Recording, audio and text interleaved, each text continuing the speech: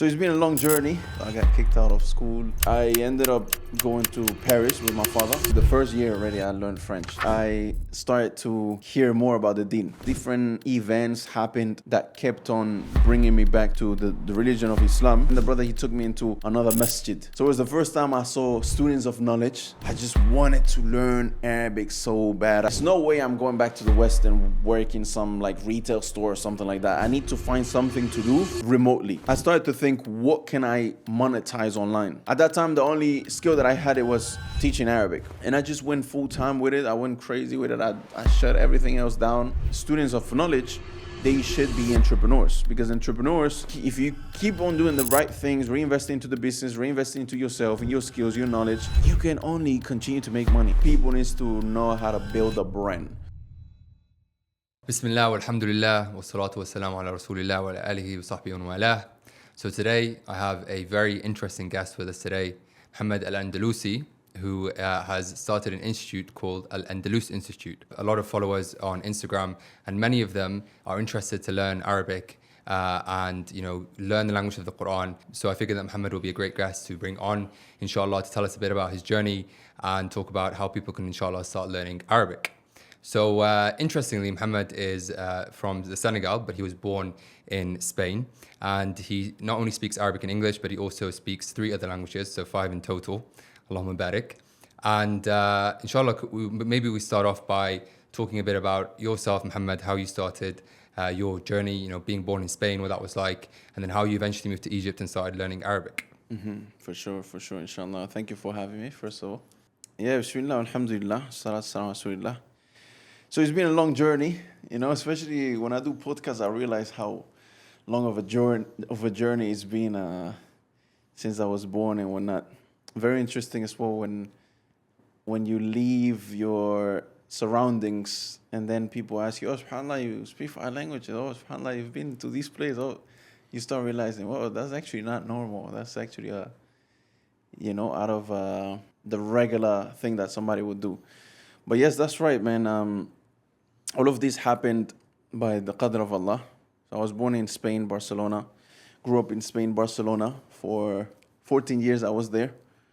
Even though I've moved a little bit within Spain, because I was a bad student at school. So I got kicked out of school. Had to go live with my sister outside of the city for about 3 years.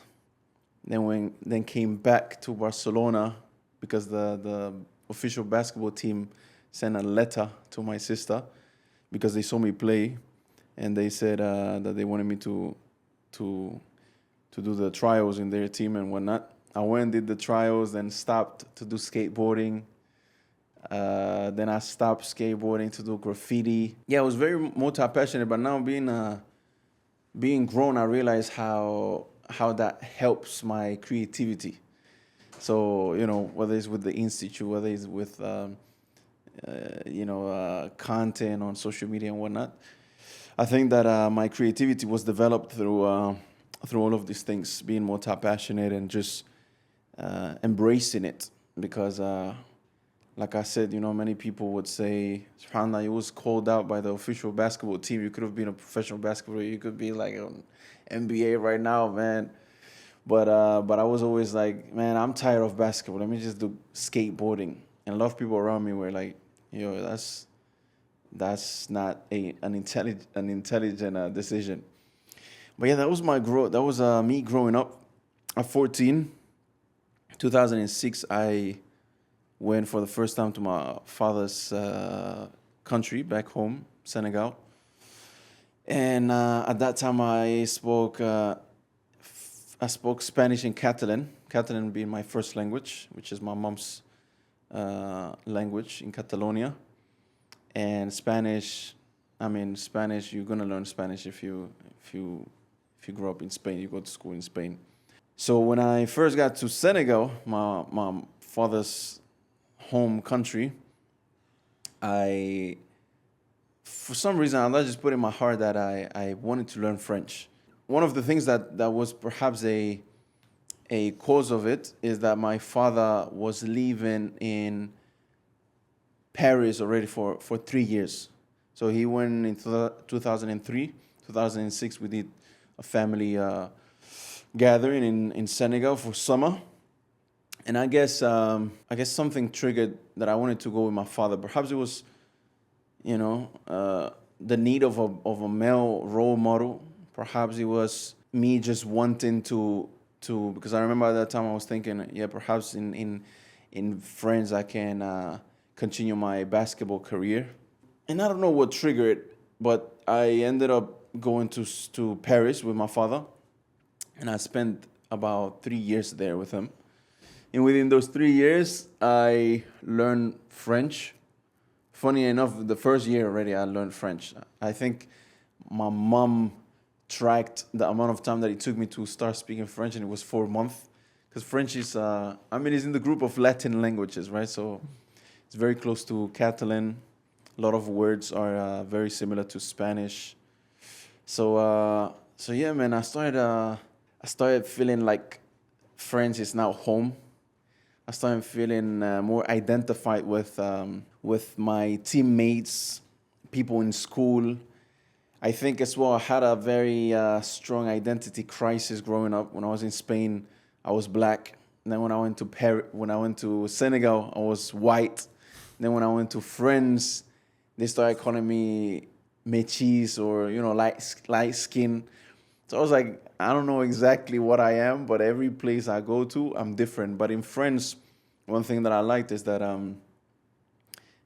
just felt home, man. I just felt like, like just keeping it 100. I feel like I was with black people now, like now it's I'm home, and I think being as well affected by the hip hop culture of the early 2000s. I feel like I was in need of that at that time.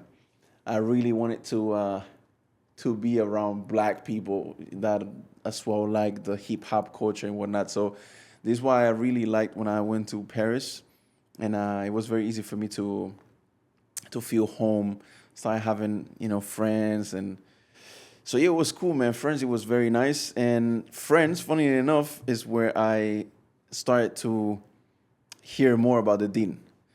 And I grew up in Spain, yes, and my father, my mom were practicing, were Muslims, were practicing. And my father would bring me to the madrasa on Saturdays, but it wasn't enough. And the thing in Spain is that there's not many generations of immigrants. So when you go to the masjid, there's only old people. And obviously, as a young person, you don't feel identified. Perhaps as well, growing up in Spain, my brain, I wasn't that mature yet and so on. So when I got to France, people were very, like I said, I had an identity crisis. And you could say that my mix in France, it wasn't known. It's like, how you Spanish and you Senegalese and your name is Mamadou. And Mamadou is a very like Senegalese name. And if anybody that you say, yeah, I have a friend coming, his name is Mamadou, they directly imagine a dark-skinned person. It's like saying, yeah, I have a friend, his name is Michael, he's about to come. Now you imagine is a white person, or Jake, or like Harry or something like that. So Mamadou is like that dark-skinned Senegalese typical person. So when I would say, yeah, my name is Mamadou in Paris, they would laugh at me and say, you lying, man. How can, bro, you don't look like a Mamadou.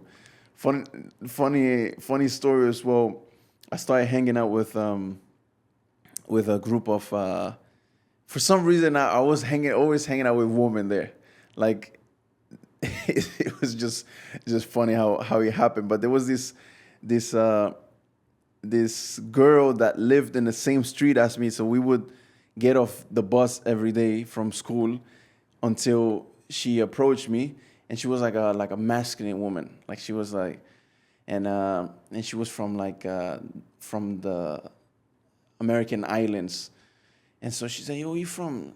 I say, "I'm from Senegal," and we went through the same thing. Yeah, my name is Mamadou. She said, "How your name is Mamadou? You look like this. You know what? I'm gonna call you Thomas." So people started calling me Thomas. And so just funny identity crisis like this, and that made me think about a lot of things. And one question that always came after asking about my origins and where I'm from and so on, they would say, "Oh, so you're Muslim." And growing up in Spain, and my parents not really having spoke much about the deen in the house. It was just like, just go to madrasa and just do something related to the deen. I just didn't know what the deen was. I didn't know what Islam was. I didn't know what was going on with the deen. So every time they asked me that out, it's like they put me on a spot. I'm like, I guess I'm Muslim, yeah, and so on. And I swore they would see me like on the lunchtime at school. I would stand on the line for halal food because my father said, you gotta eat halal. So that's all I knew. I knew I gotta eat halal. I cannot do certain things. I cannot do tattoos. I cannot do earrings. I cannot do boyfriend, girlfriend. I cannot do nightclubs. I cannot do smoking, drinking. That was my Muslim life. But I understood it from a perspective of my father doesn't want me to do that. And so when they would ask me if I'm Muslim and things like that, I was I guess so, yeah. I mean, my father said I'm Muslim, and then they would say, so you go Jummah, you pray, and I would say, no, I don't really pray. And then they would like embarrass me, like, bro, how you say you're Muslim, you don't pray? And so that's one good thing about French is that there is a lot of generational immigrants. And so the dawah in France, it's just stronger than in Spain. And young people there, this is one thing that I analyzed these past few years, is that if the government seem to be against a particular group, that group tend to build stronger bonds amongst themselves. And so I think like in France, with all the propaganda, all the different like bans of hijab and things like that, I think the Muslims grew a like more of a pride for the deen. Like, yo, why don't they want my mom to wear hijab kind of thing? You know, they looked at it like that. Even if they not have knowledge, they understand that they are a target for some reason. Why they keep hearing themselves in the news. And so that built a pride amongst young people. And so when they will ask me about am I Muslim and so on, and you know, in school there will be fights breaking out because they insulted the Prophet or things like that. All of these things started to make me realize that the deen is more than just what my father does at home. And that is actually people out there doing this thing called Islam as well. So at that time, that's how I used to think. And so little by little, you know, different synchronicities, different events happened that kept on bringing me back to the religion of Islam. Sometimes it will happen that I would start praying again. You know, I remember I had this friend when you first get to France, or, you know, I think this happens in many different countries, but you get to a school and you like an immigrant that don't speak the language, they put you in like a special class until you learn the language. So they put me in this class, and there was other people that didn't know French, like Portuguese, Turkish people, and so there was this particular Turkish brother. He saw that, you know, amongst everybody in the class, I was the only one that had a Muslim name, and I think that made him feel like I think I can be friends with him. So I remember having a conversation with him where he said, so you Muslim, Mamadou is Mahmoud, Muhammad, what is Mamadou, the equivalent to it? So we had this conversation, and then he said, oh, do you know this? And he showed me on his BlackBerry Surah Al-Fatiha, recited by some Qari. And at that time, I had learned Surah Al-Fatiha growing up, when going to madrasa and so on. But it felt like it just felt, I felt something. I was like, it felt almost like it's the first time hearing something that I was looking for. How old were you at this point? At that point, I was 14. Uh-huh. I don't know how to put it. For example, in business, this past week, for example, I've been seeing that in business, there is always a plateau that you hit that a lot of people don't go past that. And some people, they just stay there, stagnated. And some people, they break through. And when you break through, is because you found something, some system or something that you perhaps knew about, but it didn't click yet. And so when it clicks, it's like, oh, it's like an aha moment. And so for me, hearing Al-Fatiha was that aha moment. It was like, oh, so yeah, this is what I used to hear when I'm there. This is what I hear my father recite when he prays. And so it was an aha moment. I said to him, send it to me, send it to me. So he sent it to me. I went back home. I showed my father, yeah, I met this guy in school. He showed me this, and I put it my father's ear, and he heard the Fatiha. He said, oh, yeah, this is a good friend. Stay with him. And so a lot of different events like this happened. And so at one point, when I was in Friends, actually, like I said, I was very multi-passionate, and I would go very heavy on different passions. So while I was in Friends, there was this whole trend going on, hip-hop dancing, right? Different movies came out, Stomp the Yard, and some, I don't know at that time what other movies, but these happened, and قدر الله وشاء فعل, I just found myself in like, it was almost like a cult of dancers. Like we would dance every such and such day. We would meet each other on such and such places. And so what happened is that within, again, a lot of immigrants, a lot of those people were Muslim, but obviously not practicing. And what happened is that there was this brother, that Senegalese brother as well, that I didn't have a close relationship with him, but we used to see each other, dab each other up, and oh yeah, how you doing, this and that. And then he just disappeared for months.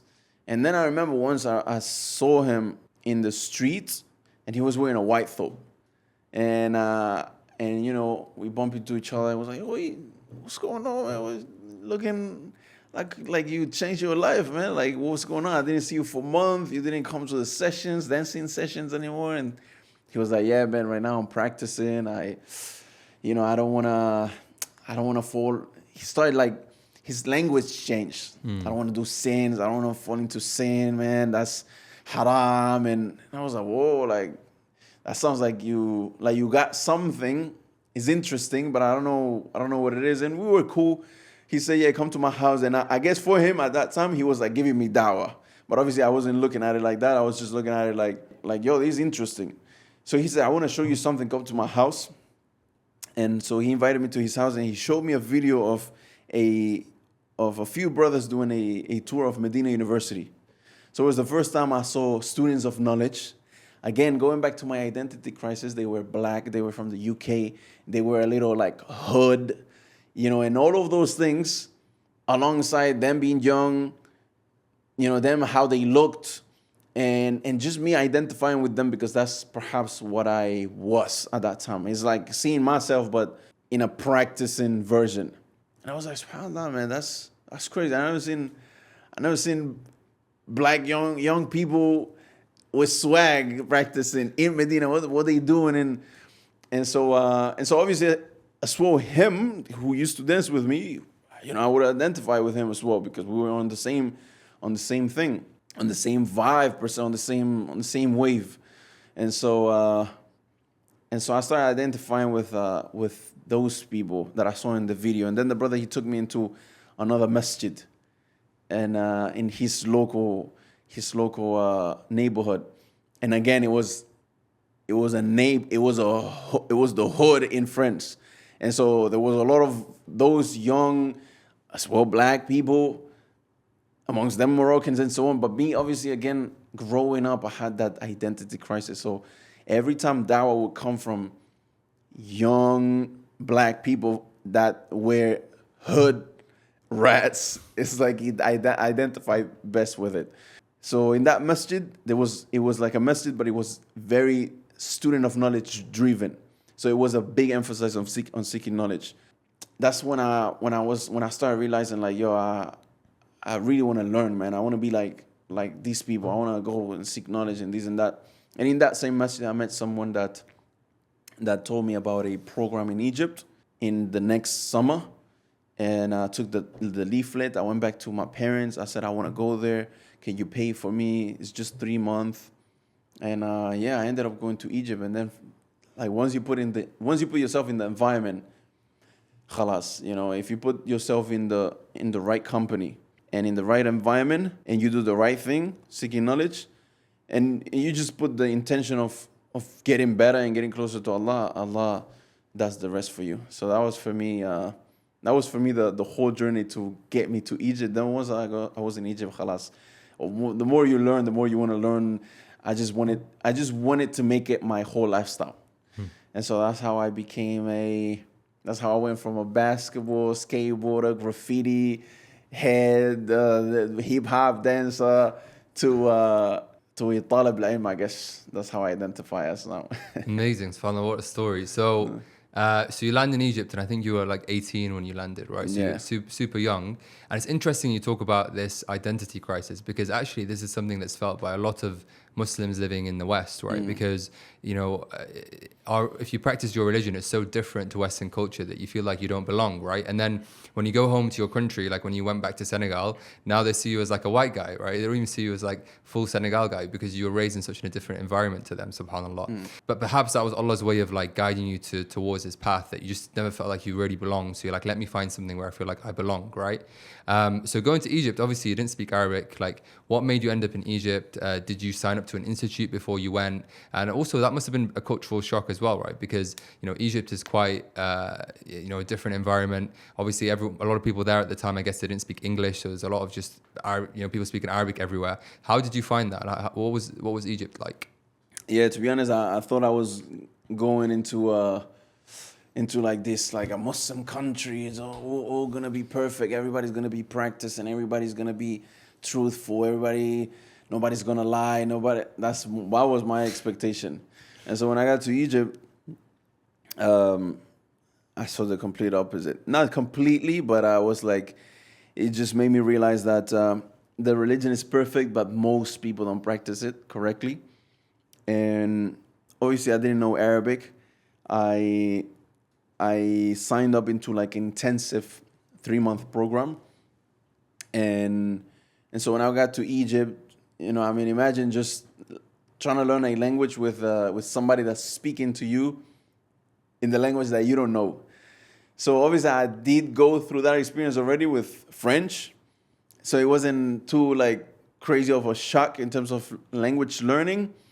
But yeah, in general, I just loved it, man. I was young, I was hungry. That's all I wanted. I had dropped out of school at 16. When I was in France, I didn't go back to school, and so when I got to Egypt, it was just so interesting, man. Like, just the more I learned, the more I wanted to learn.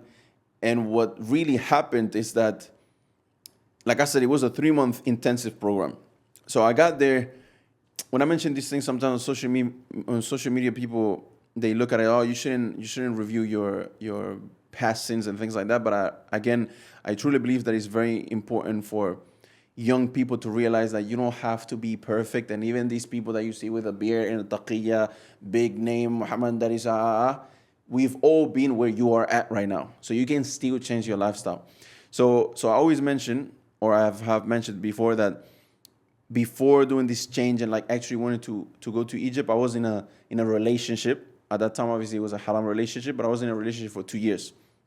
So when I started practicing, I told the girl that I want to start practicing Islam, and this is what it's about, and so on. So if you don't accept Islam and we get married, then we will have to separate and break up. So funny enough, she said, okay, we break up. And then after 3 months, she randomly sent me a message. She said she went to a masjid, she took her shahada. So that was nice. Then we tried it, didn't work out, whatever the situation was. But all of this to say that, and when I got to Egypt, I hadn't been with a woman for 6 months. So obviously everybody's shahawat and desires are different. The way how I grew up, and perhaps the way how I am, you can say hot blood, Spanish, Senegalese, whatever it might be. I found it very hard when I first got to Egypt on the first month to focus because of that, because of desires. And I saw brothers with their families, their wives, their kids, And, I would be with a brother sitting down, and then he was like, yeah, I got to go home, man. My wife there. And I was like, man, I got to go home to my apartment on my own, man. Like, so after that month, I remember, subhanAllah, I was sitting first 3 weeks, I was like, mujtahid, I was motivated. Brothers in my class, they saw me as a good studious student. And I remember once I was sitting in the masjid in between Maghrib and Isha, and there was this brother, Jazakallah khairan, he was an ex-professional football player in France, Omar Carbonnier. And he approached me. He said, yo, Muhammad, what's going on, man? I see you like you down, man. Like, how you usually are. I said, yeah, man, I'm trying to get married, man. I'm here, I'm struggling, this, that. He was like, subhanAllah, yeah. And we basically got into a conversation about this particular family that I was talking to get married to their daughter. But I didn't have money to go see them. I dropped out of school at that time. I didn't have no money or nothing. My parents paid for that trip. And again, he was a ex-football player and a successful business owner. So he said, okay, cool, let's just continue the conversation after Isha. Come to my apartment and we talk about it. So I went after Isha to his apartment, and long story short, the conversation ended up being by him saying, here's my credit card, just grab yourself a ticket, flight to meet this family, and do the means to get married. Because Jazakallah khairan, I guess he was an older brother. He's seen the importance of getting married and whatnot. He saw perhaps how unfocused I was in my studies because of it.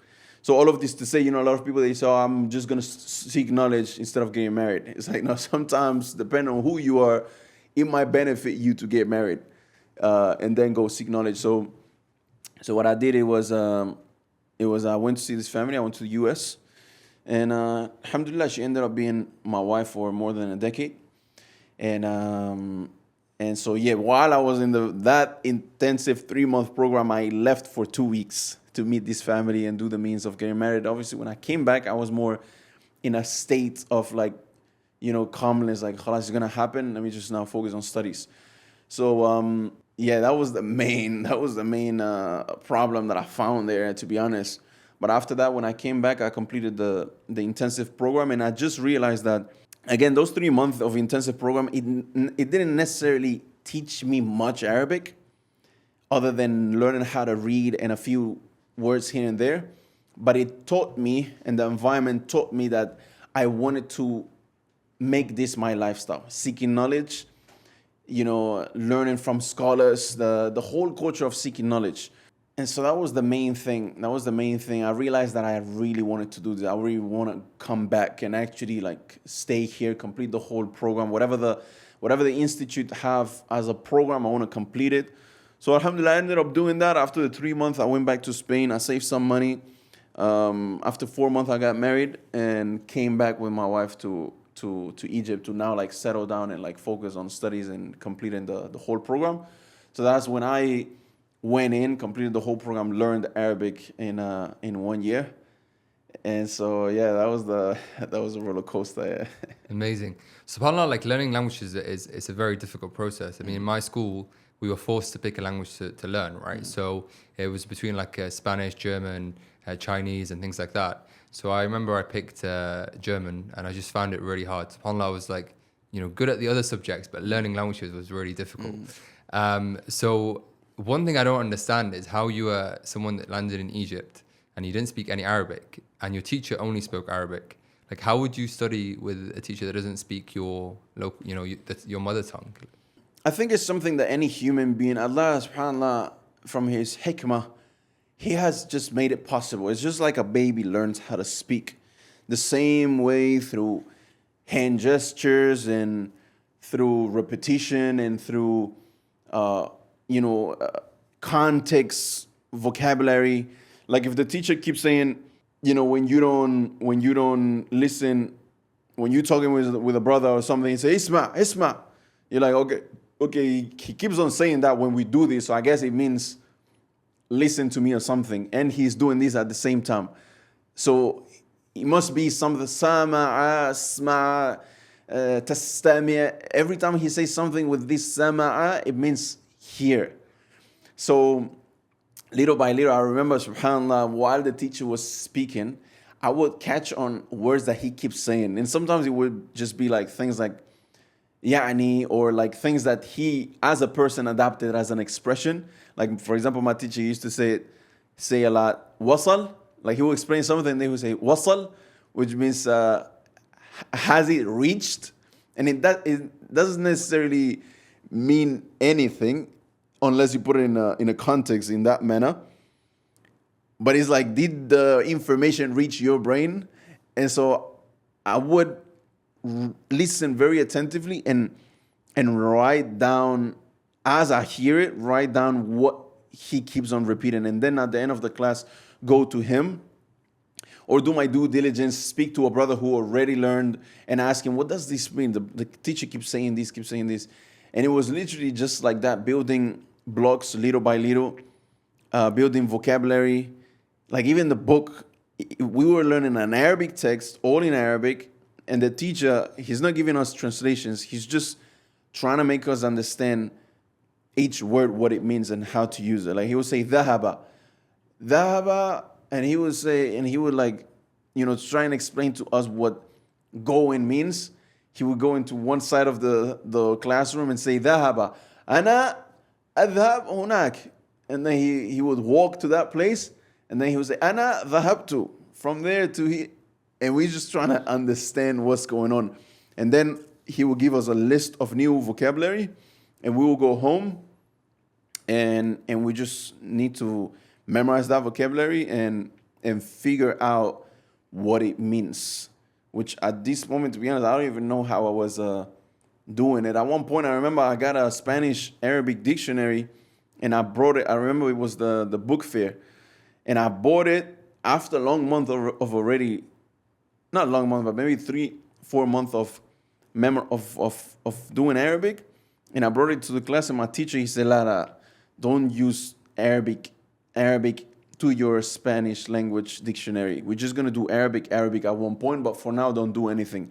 And so they will teach us to just focus on the definition the teacher is giving you and just try to understand. And it was a process, subhanAllah, many times we try to make sense of these things, of how, like the technicalities and things like that. But the reality is that if you learn the Arabic language for the purpose of the deen, you will only learn, no matter what method you use, you will only learn if Allah gives you the tawfiq to do so, if Allah gives you success to do so. And so I can try to make sense how a baby ends up learning a language, and you could maybe make sense of it. But the reality is, if Allah doesn't want you to learn it and doesn't make it easy for you, you will not learn it. And so, there was a lot of dua going. Many times I talk about the technicalities, but there was as well a spiritual side of it. At that time, my iman was high. I just wanted to learn Arabic so bad. I remember making dua to Allah to just teach me the Arabic language in Taraweeh before I left to Egypt. I remember crying to Allah Azza wa Jal the night of the day that I went to Egypt, to the point where my mom was in the kitchen and she thought I was, I don't know what she thought, but she said, yo, this guy, he's about to go to Egypt. Why is he crying like that? Like I was on some... I was gonna like do something crazy or something. And so for me it was very spiritual as well. And I think everybody should take their learning language journey as a spiritual thing. Because no matter what book you use or method you use, teacher you learn with, they can have the best method, but if Allah doesn't give you the tawfiq, or you learn for the wrong intentions, you're just not gonna learn it. Allah is not gonna give you the tawfiq to do so if you do with wrong intentions. So that was the process, man. Yeah. Amazing. Look, intention is very important, because we know that the first 3 people to go to the hellfire will be Muslims with the wrong intentions, right? And of course, tawfiq, like success is always given, from Allah. Allah taught us what we do not know. So all of knowledge that we have, whether it be languages or knowledge in the deen or outside the deen, this all comes from Allah. So, alhamdulillah, it seems like Allah gave you the success to be able to, go to Egypt without knowing any Arabic and end up a year later speaking Arabic, right, fluently. So what was your level of Arabic like after 1 year of being in Egypt? Yeah, after 1 year, the way how I like to put it is that, look, after 1 year, I went to apply for Al-Azhar University, which is one of the most renowned Islamic universities in the world. And I applied, and obviously it's all in Arabic, right? So you have to have a high school diploma. If you don't have a high school diploma that's Arabic in an Arab country, then you have to do the high school diploma again, which is 4 years. So at that time, there was something called musabaqa, which is a competition to see, like if you are a foreign student, or even a student that's Arab, and you want to go to faculty, you can put yourself to test. And so you can study for all the subjects of each academic year 1, 2, 3, and 4 of Thanawi, of high school, and present yourself to all the exams and try to pass all the exams. And now keep in mind, all these subjects are, obviously, you have fiqh madhab, you have to pick a madhab. In that case, I took fiqh shafi'i. You have fiqh muqaran, you have tarikh, you have geography, math, you have arud, which is like how to write poetry in Arabic. You have sarf, you have nahu, grammar, morphology, you have balagha. You have all these subjects. I think altogether for one academic year, it was more than 20 subjects. And I had to study for all these subjects. So what we would do is we'll pay somebody that's a graduate from Al-Azhar, and he will go over the books with us. And one good thing that helped a little bit is that they tell you what is the muqarrar, what is the, from what page to what page on each subject you're going to be tested on. So then you present yourself on all these exams. And so imagine for a whole month, you're doing about 80 exams on different subjects. So the month before you have to, we weren't even doing the month before. To be honest, we would do a week before the exam, because a lot of the things is, if you have been practicing, you kind of know the things. You just have to know the adillah. You have to memorize the ayat for particular adillah and so on. And so I did that and passed the first 3 years. The fourth year, I didn't pass a few subjects. But this to tell you, and subhanAllah, man, I remember this. I was talking about the brother about people being jealous at you when they see you really trying to do something out, extraordinary. There's always people that hate on you. And I remember there was this older Senegalese brother in Egypt, and I told him I was gonna present myself. This was 1 year after learning Arabic. I was gonna present myself to these exams. He said, very pessimistic. He said, bro, I'm telling you, it's hard. You're not gonna be, because he did it. He tried to do it, and he didn't pass those 4 years. He stayed at the first year. He said, I'm telling you, you're not gonna be able to do it, man. Muhammad, your Arabic is not that good. I'm telling you, you're not gonna be able to pass. Don't even try it. It's just hard. He came at me like that. He was an older brother. He was sonning me, bro, you can't do that. So I remember I was just acting like dumb. Okay, Jazakallah khair for the nasiha. Yeah. In my head, I've always been like this. I've always act dumb. And in my head, I'm a whole beast. I'm like, you don't even know what I'm about to do. So I went crazy like that.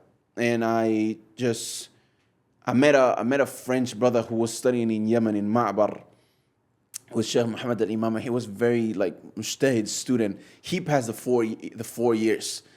And his Arabic was already good. He's been studying for years. And my Arabic wasn't that good as him, but he feed me that motivation of just study hard. Let's try and pass. But alhamdulillah, I passed 3 years. So my Arabic was good enough to pass to take about 80 exams on different subjects and pass the exams. That was how good my Arabic was. I was able to speak. I was able to understand. I was able to to probably understand 80 to 90% of reading a basic text that's not like centered on a topic that I don't understand of, in the sense that even you, if you know English, if I give you a book on rocket science, you're just not going to understand because you don't even understand the topic. And so the fact that I understood most of the topics of the different subjects, and my language was good enough to, like, if I don't understand something, I have the tools and self-reliance to go into the dictionaries and look for those meanings. I was able to do that. And then I did 3 years in 1 year of high school. Then I did 1 year for the last year of high school.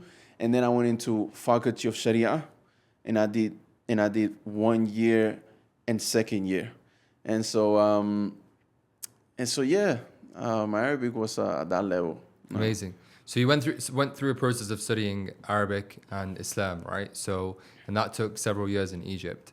And now, getting knowledge is great, but then you've got to, pay your bills and spend on your family, and you were married at the time, right? So, after you finished from Egypt and you went back to the West, what was your thought process like? What did you do for work, etc.? Because the thing is, you are a student of knowledge and you teach as well, but you also are an entrepreneur, clearly, right? So you set up an institute where you've taught, or people have signed up in the thousands to learn Arabic, alhamdulillah, successfully taught dozens of students Arabic.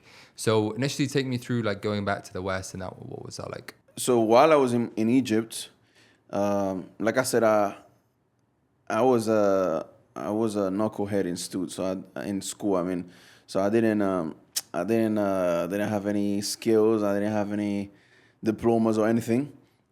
So I remember at that time, and this is something that perhaps somebody can identify with. I was in a group of brothers, and within a group of brothers who used to, it felt like a cult, to be honest, because it was about who is Salafi, who is not Salafi, who is a Muqtadiya, who is not a Muqtadiya.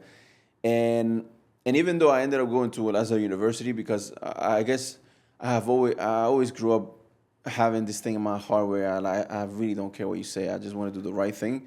And I didn't care about what people's opinions was. But amongst the brothers, they all told me don't go to Al-Azhar University because it's an Ash'ari university. Most of the teachers, the Aqidah is. So I ended up calling a scholar upon the Sunnah, Sheikh Hassan Marzouk al-Banna. And gladly enough, I spoke Arabic at that time already. Not like all these other brothers talking about all this crap they be talking about, at least at that time. Not to say that that's crap. There's definitely a legitimate topic, and that's known in the books of the Sunnah, but the way how these brothers were talking, it was absolute nonsense. They didn't understand anything, and a lot of them, they didn't even know Arabic to even understand what was going on.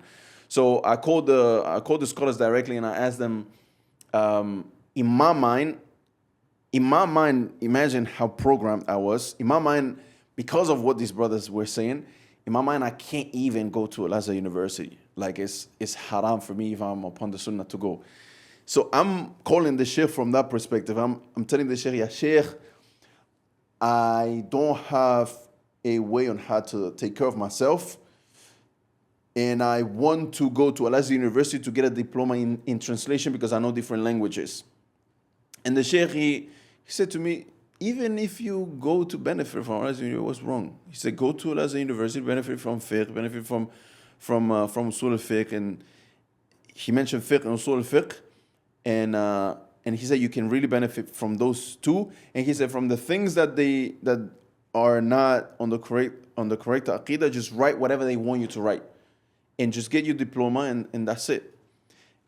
And I was like, subhanAllah. So I called the sheikh for him to give me a fatwa to get a diploma to take care of myself. But now actually I'm realizing that if I were to talk how the sheikh is talking to me in front of these brothers, they would say I'm a crash out or something. I'm like, I'm not on the Sunnah or something. So that made me realize as well, like, yo, these brothers, they tweaking, man. It's not even how the scholars be talking.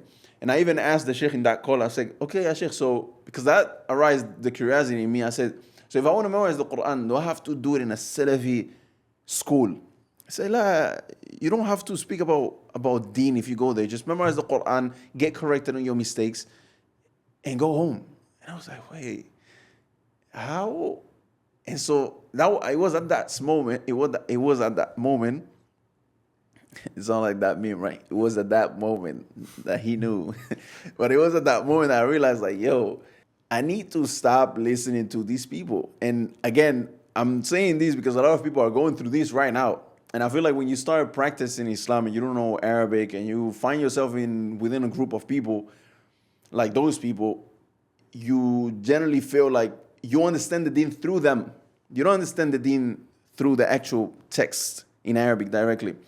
So all of this to say that my intention at that time was to get a diploma in translation, and just like find jobs online to do translation jobs online and get a accreditation or something like that. Because in my mind at that time I was like, there's no way I'm going back to the West and work in some like retail store or something like that. I need to find something to do remotely online. And I kept on seeing brothers there. I met this brother, his name was Hassan, I remember. And he was a translator, French to Arabic or Arabic to French.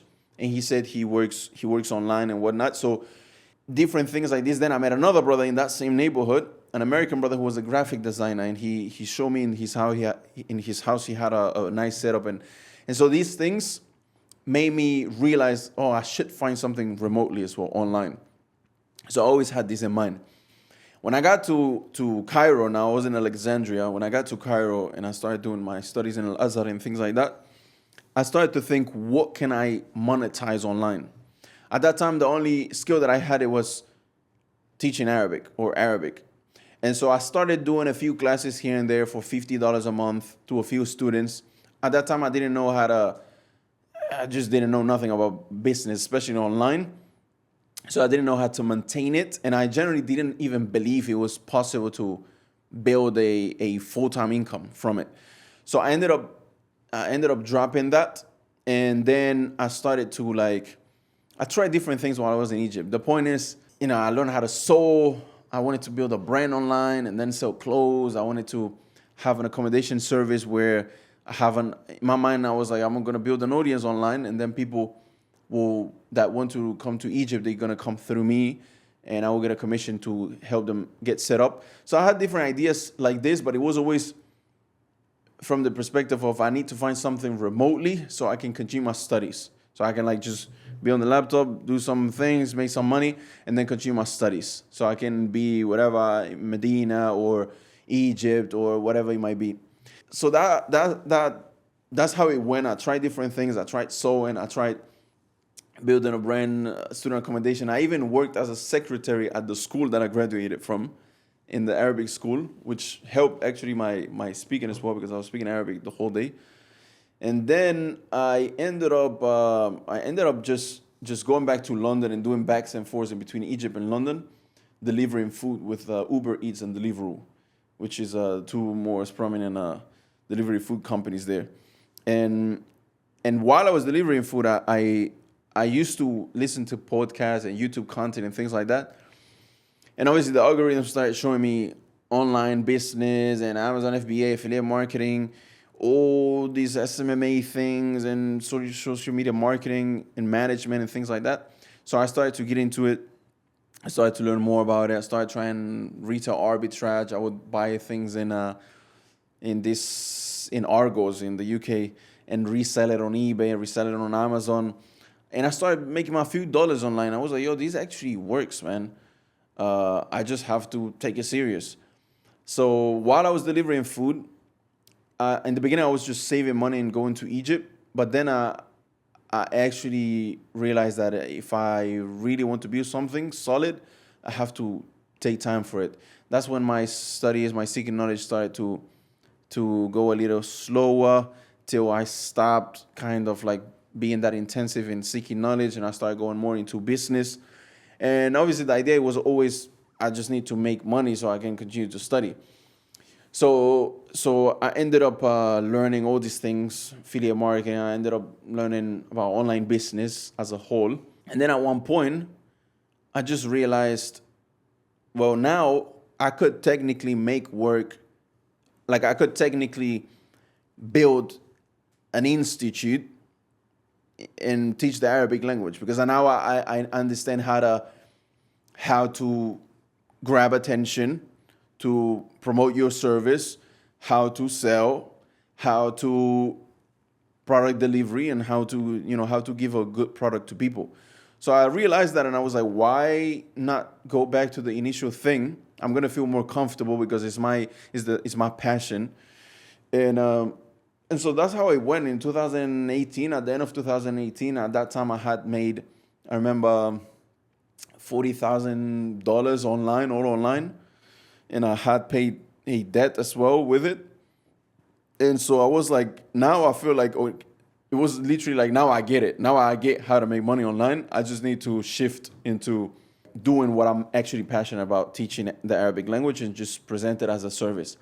And so at the end of 2018, I told myself I will build an online academy to learn Arabic. And I just went full time with it. I went crazy with it. I shut everything else down. And yeah, I launched Andalus Institute. And alhamdulillah, bifadlillah, it only started growing. And me as well as a person, and my knowledge in business and things like that continued to grow. And like I was saying the brother this morning, as long as you stay consistent, even Sheikh Fawzan, subhanAllah, he said this not long ago. I saw in a video. He said basically that employment is limited. You cannot grow wealth on employment. And he said that especially for students of knowledge, they should be entrepreneurs, because entrepreneurs, and he literally said this, he said, as long as you stay consistent, you will make money. And that's pretty much what it is, because your skills grow. If you keep on doing the right things, reinvesting into the business, reinvesting into yourself and your skills, your knowledge, you can only continue to make money. And so that's how I started entrepreneurship, and that's how it became part of my identity as well, entrepreneurship. Amazing. And what I love about what you're doing with the Institute is that you're making money, but it's having a positive impact on people, right? Because a lot of people want to learn Arabic. They don't necessarily have the means or the time to go to Egypt or study abroad. So you bring the education to their home, alhamdulillah. So the question here for the people that are interested in business is like, okay, let's say you have the best content on the platform, inshallah. Like, how do you then get it in front of people? What was the strategy that you used to really get people through the front door initially? We could go very deep into this, but I would say that the main, if I were to put it into bullet points, I would say you can bring to yourself traffic in a very easy way. If you have money to invest, you can pay ads, for example, pay for advertisement, whether it's a joint venture. Even a joint venture could be for free as well. Like, for example, you have a podcast, you have an audience. Let's say I don't have any audience. So I come to you and I say, yeah, Ibrahim, what if we use your audience? I will give you a cut. You just present my product in front of, present it to your people, and you get a cut, I get a cut. You only get paid if I get paid. And so you can start for free like that. Obviously, there's a way on how to approach people. You have to bring value to them and whatnot. That's the way you can start for free. You can do pay ads as well. But in the beginning, if you don't know about pay ads and whatnot, it's too much of a gamble. And me, what I prefer is to just start posting and start building a brand. Like, people needs to know about yourself. People needs to know who you are and why you are doing what you are doing. And the good thing about nowadays on social media is it's literally for free. You have to just pick up the phone and just record yourself on Instagram, and the algorithm will start pushing it to people. And as long as you just do your due diligence and like learn about the algorithm, what does the algorithm on Instagram want? Okay, so if they want watch time and they will push your content, the more people stay watching. Okay, how can I, reverse engineer? How can I create content that people will actually watch? So I need to learn about hooks. What is a hook? To have somebody be interested from the first 2-3 seconds about what I say, that will make them want to find out and watch for more. And so is a knowledge. Literally, you have to seek knowledge about that particular field. And so that's how you bring traffic to yourself initially. But what I would say is that a lot of people, they think a lot about traffic, but they don't build a brand. And then, for example, TikTok not long ago they were gonna ban it. A lot of people went crazy about it. They had audiences and this and that.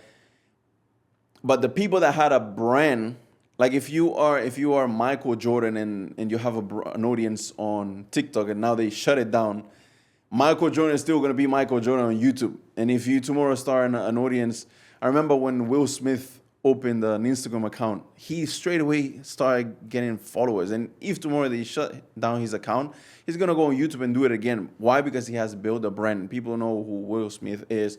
People know all his drama with his family and his children and things like that. So I would say that the people needs to know how to build a brand. So obviously there's books out there. Just do your due diligence. Find the best, top 50 books, top 10 books about brand building and audience building. Just read them and take it as knowledge. Literally, a lot of people they don't realize that they want the shortcuts and all these little reels on Instagram that teaches you how to get views. But you need to understand the bigger picture. Go and read books and actually take it as a field of knowledge. No. You have to put in the hours, right? Like I had a friend, he came to me, he said, I don't understand why my business is taking off. So I started asking him questions. One of the questions I asked him is, how many hours do you work on your business a day? He was like, 1 hour. And I just looked at him and I was like, how can you expect to build something with an hour of work a day, right? Of course, we have to work on Allah, we have reliance on Allah, but we have to put in the effort as Muslims, right? So there's no secret formula, and you can't just do it overnight. A lot of these people selling you the overnight dream, it's just a dream. That's exactly what it is. You have to put in the hours and the work. And over time, as you said, your skill set is going to grow and you're going to get better and better, inshallah, at running your company or wherever it may be. So alhamdulillah, now you're at the stage where you've had thousands of people join the Institute, educated a lot of people, 7 figures in revenue, Allahumma barik, so big numbers. So what's next for Andalus Institute? And you've also bought a book with you today. So if you can tell us a bit about that, please. Yeah, what's next with Andalus Institute? We are just trying to align our day-to-day, monthly to month, and year-to-year tasks and projects within the Institute towards the mission, which is to create a streamlined, step-by-step, as clear as possible process for anybody to learn the Arabic language and get direct access to the early books of scholars and just be able to understand scholars directly and just be able to learn their deen directly with the language of the Quran. And so we just have that as a mission, and we just reverse engineer, and everything that we do goes is based on that, and every decision is based on that. Nowadays on Andalus Institute, what we're trying to do is just scale right now, to be honest, just get our brand a little bit more out there. And the last goal, I would say, is two different things, even though this is the book that we teach on Andalus Institute. Kashf al-Mufradat,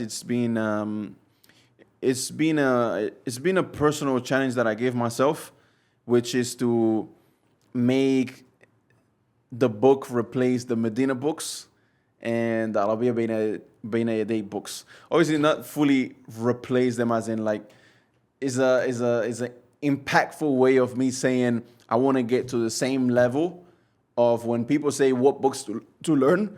They say Arabiya Bayna Yaday books, Medina books, or Kashf al-Mufradat. That's what we want to get. And the goal is to get these to be taught in Medina University. So the way how we're doing that is we want to document 1,000 stories of students that didn't have no background in Arabic, and they have learned through the curriculum. So then we can have a undeniable portfolio and proof of us going to Medina University, going to whoever's in charge of that, and just say, look, we have these works, language learning is evolving, AI coming, and this and that, and just use our sales pitch to hopefully renew the curriculum at Medina University, and that would be such a, like, to me, that would be like the greatest investment that I've done in a dunya, to continue to get hasanat in al akhirah. Imagine what a great, that's literally, it's almost like building a business for yourself in al akhirah.